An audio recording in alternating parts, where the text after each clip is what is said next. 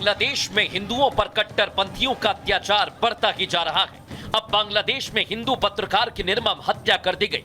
पत्रकार स्वप्न भट्टाचार्य का बीच सड़क पर हाथ काटकर फेंक दिया, लेकिन कट्टरपंथियों का जब इतने से मन नहीं भरा तो उसको मौत के घाट उतार दिया।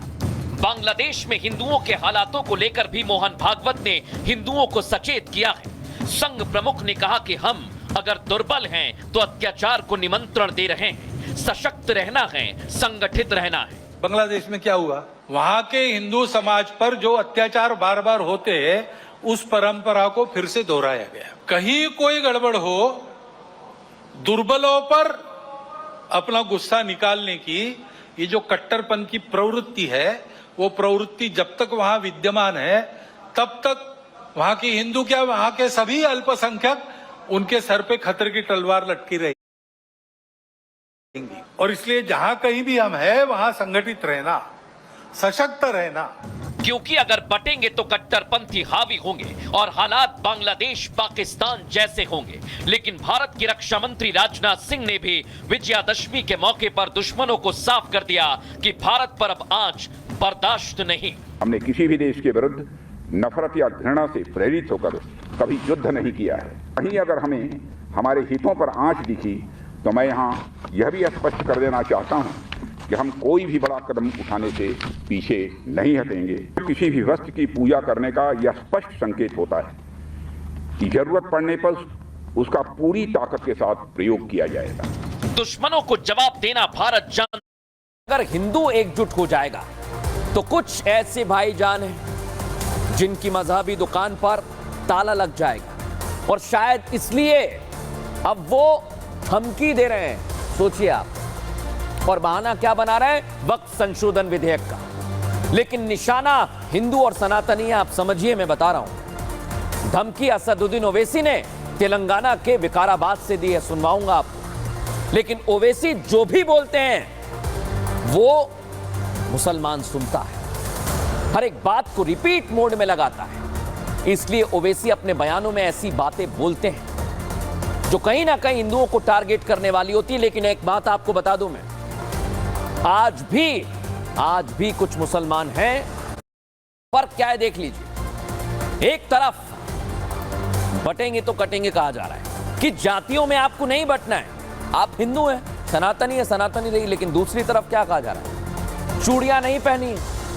ये क्या उकसाना नहीं हो? आप खुद सोचिए, ये सीधे धमकी दी जा रही है। बटेंगे तो हिंदुओं पर हिंसा बढ़ेगी। इस तुष्टीकरण पर भी आपको एक्सरे रिपोर्ट में बताने वाला हूं, क्योंकि असदुद्दीन ओवैसी, जिनको आपने सुना वो किस तरह मुसलमानों को भड़का रहे हैं, कैसे उन्हें उकसा रहे हैं। वक्फ संशोधन बिल को लाने के लिए सिर्फ वक्फ बोर्ड की मनमानी रुक जाएगी, लेकिन ओवैसी इसे मोदी सरकार के खिलाफ इस्तेमाल कर रहे हैं। इस प्रस्ताव को मुसलमानों के सामने ऐसे पेश किया जा रहा है जैसे हरियाणा का इलेक्शन गलती से जीत गए मोदी, गलती से जीत गए। अब कैसा जीते?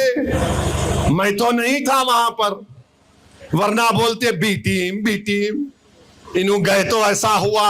मैं इन लोगों से कहना चाह रहा हूं, पुरानी पार्टी से, जरा समझो मेरी बात को, समझो मेरी बात को। मोदी को अगर हराना है ना तो तुमको सबको साथ लेकर चलना पड़ेगा। तुम अकेले कुछ भी नहीं कर पाओगे। तो देशवासियों के साथ खड़े होते, आप सोचिए, क्योंकि उद्धव की पार्टी के नेता, एक तरफ उद्धव ठाकरे श्री राम की अयोध्या में जन्म को लेकर जब उनकी पार्टी के नेता सवाल खड़े करती हैं तो कुछ भी नहीं बोलते हैं। और आप सोचिए दर्शक कि आज बदल गए हैं उद्धव ठाकरे, बाला साहेब की विचारधारा बदल गई है दर्शक। क्यों मैं ऐसा कह रहा हूं? भूल गए हैं ये विचार। अयोध्या में राम मंदिर की प्राण प्रतिष्ठा से उद्धव ठाकरे ने दूरी बना ली। 10 महीने बाद अयोध्या मंदिर में नहीं पहुंचे। सोचिए आप, सनातन विरोधी पार्टियों के साथ गठबंधन कर लिया।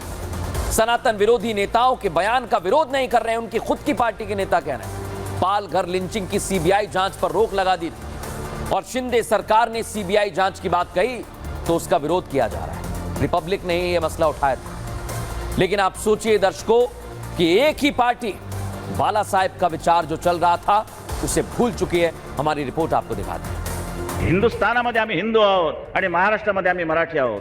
गुजरातमध्ये तुम्ही गुजराती असाल पण महाराष्ट्रामध्ये सोडून द्या. गुजरातमध्ये तुम्ही गुजराती आहात आणि संपूर्ण देशामध्ये तुम्ही हिंदू आहात.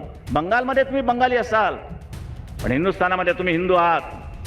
ही हिंदू भूमिका घेतल्याशिवाय तुम्हाला जगता येत